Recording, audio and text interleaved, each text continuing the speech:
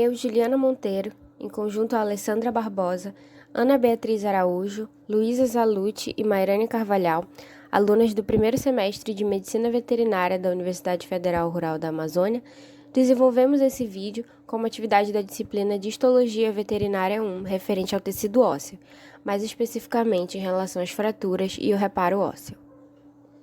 Os organismos animais e vegetais são formados por células, tecidos e órgãos, e todas essas estruturas, assim como as suas funções e características, são estudadas pela histologia. Nesse vídeo, a estrutura apresentada será o tecido ósseo, e isso torna necessário distinguir primeiramente as suas características. Ele é um dos principais componentes do esqueleto e é formado por um conjunto de células e de material extracelular calcificado, denominado de matriz óssea. Esse tecido tem a função de auxiliar na sustentação, na movimentação, crescimento, proteção de órgãos vitais e ele também atua como reserva de cálcio nos seres vivos. O tecido ósseo aloja um outro tecido extremamente importante, que é a medula óssea vermelha e a amarela. A medula óssea vermelha é o tecido produtor de células sanguíneas e a amarela é rica em gordura. Em relação à composição histológica, o tecido ósseo é composto por 4 tipos: as células osteogênicas, que são células mesenquimais e aparecem antes de todo o tecido. Elas podem se modificar e se proliferar e com isso formar o outro tipo celular do tecido ósseo, que são os osteoblastos. Os osteoblastos são células formadoras de tecido ósseo com grande atividade metabólica. Eles são responsáveis por produzir a parte orgânica da medula óssea e pela mineralização dos ossos. Como a gente pode ver aqui na lâmina, eles possuem um formato cuboide, com poucos prolongamentos e são encontrados na superfície do periósteo, que é uma membrana fina que recobre o osso. Durante a formação do tecido, os osteoblastos vão começar a ser envolvidos pela matriz óssea. Após eles serem completamente cercados de matriz, eles se transformam em outro tipo celular, que são os osteócitos. Na imagem, a gente consegue observar os osteócitos bem no centro da lâmina e consegue perceber que eles têm um formato fusiforme e com prolongamentos. Os osteócitos eles são responsáveis por promover a manutenção da matriz óssea que recobre eles. O último tipo celular do tecido ósseo são os osteoclastos. Na imagem a gente consegue perceber que eles são grandes, né? Os osteoclastos eles também são móveis e por serem uma fusão de várias células, eles possuem vários núcleos. A atuação deles ocorre nos processos de reabsorção e remodelagem óssea. É importante citar que todas essas células que foram faladas até agora, elas se encontram imersas na substância fundamental amorfa, que é o meio extracelular calcificado, que possui muitas células colágenas, que promovem flexibilidade e fluidez, também possuem sais de hidroxiapatita, ácido hialurônico, glicoproteínas multiadesivas e citosinas que são importantes para o crescimento celular. No que se refere ao tipo de tecido ósseo, ele pode ser analisado e classificado de forma anatômica e de forma histológica. A classificação anatômica do tecido ósseo divide ele em osso compacto, o qual não possui cavidades, e o osso esponjoso, que é perceptível um grande número de cavidades.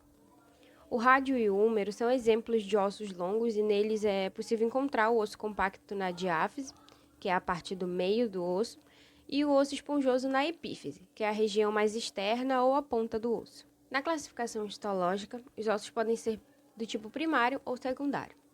O osso primário é o que literalmente aparece primeiro lá no desenvolvimento do embrião ou na reposição óssea.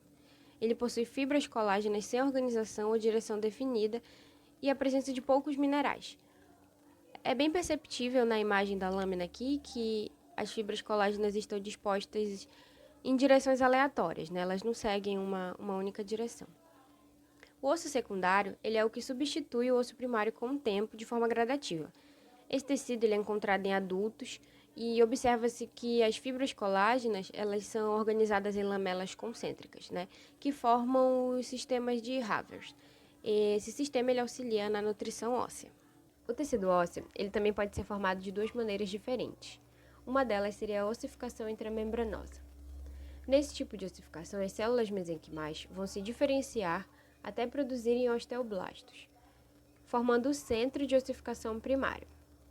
Os ossos formados de forma intramembranosa são conhecidos como ossos chatos, e um exemplo é o crânio. Aqui na imagem da lâmina do lado esquerdo, a gente consegue observar os osteoblastos na periferia e os osteoclastos no interior.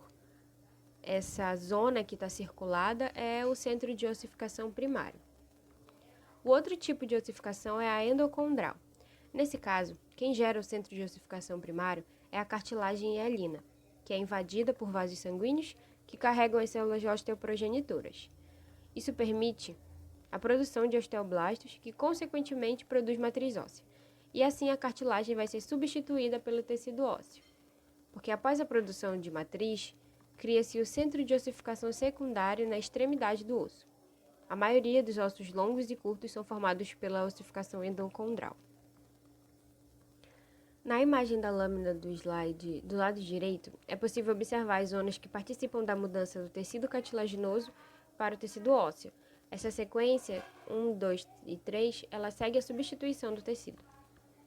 No que se refere a fraturas ósseas, é importante a gente entender que o osso ele adapta a sua resistência e a sua densidade no uso mecânico para manter a sua forma durante a vida. Isso forma um material rígido, flexível e resistente que previne lesões durante o crescimento do indivíduo. Mesmo assim, as fraturas podem ocorrer mediante a movimentos do dia a dia, exatamente por estarem constantemente submetidos a forças e tensões mecânicas. Os ossos podem ser fraturados pelo extrapolamento de mecanismos como compressão, tração, torção, flexão e cisalhamento, onde cada um desses mecanismos pode gerar uma fratura diferente, que pode ser transversa, oblíqua e helicoidal. Condições patológicas como a osteoporose, desequilíbrio hormonal, tumores e deficiência de vitamina D e cálcio podem também resultar na fratura do osso do indivíduo.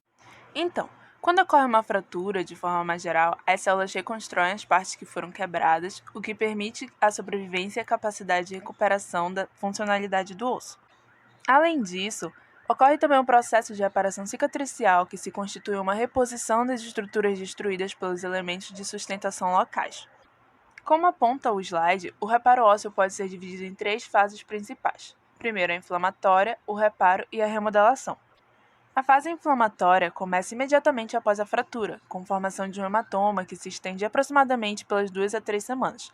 Esse hematoma, ao decorrer das etapas de reparo, é rodeado por vários mediadores inflamatórios, além dos fatores angiogênicos e de crescimentos liberados pelas plaquetas, células locais e imunológicas, formando assim um modelo para o calo ósseo. É importante ter em mente que todo o processo de reparo necessita de uma boa irrigação sanguínea, para que haja uma nutrição desse tecido e ele tenha condições suficientes para o seu desenvolvimento. Logo, as células ósseas e medulares se proliferam e o sistema arterial medular faz o suprimento sanguíneo para formar o calo ósseo. Ocorre também a formação de vasos e capilares, sendo que as células sanguíneas possuem relação direta na formação do osso, devido à sua proximidade com as células osteoprogenitoras e osteoblastos, localizadas aonde? No periósteo. Essas células ósseas se proliferam abundantemente, já que, como foi explicado anteriormente, as osteoprogenitoras se diferenciam em osteoblastos, que posteriormente depositam uma matriz nova para formar o osso primário. Ele é transformado gradualmente, pela ação dos osteoblastos, em osso amadurecido, e assim há a formação de uma estrutura lamelar típica, denominada calo ósseo, que sofrerá a remodelação. Por fim, a fase de remodelação é a última etapa, Ela ocorre através da reabsorção, juntamente com a formação de um novo osso. Os osteoclastos removem o excesso de calo ósseo e os osteoblastos depositam matriz. Assim, a estrutura original e a funcionalidade do osso serão conservadas. Já nas formas de tratamento, a resposta ao reparo ósseo pode ser acentuada através de vários métodos, como a fisioterapia e o uso de biomateriais, que são os principais coadjuvantes para melhorar o processo de reparo das fraturas ósseas. Como aponta o slide, o tecido ósseo é um material piezoelétrico, ou seja, quando deformado, ele se torna capaz de gerar uma polarização e transformar a energia mecânica em elétrica, e isso ampliou as possibilidades terapêuticas sobre este tecido. O uso de laser, ultrassom e do campo elétrico dentro da fisioterapia tem efeitos benéficos com o estímulo da osteogênese. Além disso, o uso de biomateriais como a quitosana, que é um material atóxico, biodegradável e abundante na natureza, vem ganhando destaque em pesquisas médicas nos últimos anos, por sua possível capacidade reparadora tecidual. Experimentos realizados apontam a capacidade de favorecer a neoformação óssea por estimular a liberação de citocinas que favorecem a angiogênese e a osteogênese. Outras pesquisas também evidenciaram que a utilização de medula óssea diretamente na lesão favoreceu sim a cicatrização mais rápida do defeito ósseo. Assim, vem sendo crescente a associação dos biomateriais às células da medula óssea, tendo como objetivo a obtenção da diferenciação das células-tronco em osteoblastos e assim a ocorrência e a formação mais rápida do calo ósseo. Mas também há alguns casos que necessitam de um aprimoramento maior com a ocorrência de cirurgias para injeção de placas e pinos ósseos, os quais promovem uma cicatrização direta e melhoram a união dos pedaços do osso original. Sendo assim, é possível analisar as especificidades do tecido ósseo e perceber a grande importância que ele possui ao manter o bom funcionamento do corpo. Pois, vale ressaltar, são eles capazes de formar a estrutura essencial, que é o esqueleto, além de serem reservas de muitos elementos que permitem o equilíbrio fisiológico do organismo. Portanto, a finalidade desse vídeo não é apenas expandir o conhecimento acerca dos conceitos, sabe? Das funções e das células essenciais desse tecido, mas nós também queremos abordar os seus comportamentos na prática, gerando informações que sirvam para o entendimento fundamental dos mecanismos biológicos. Esta foi nossa apresentação. A gente espera que vocês tenham gostado e bons estudos a todos.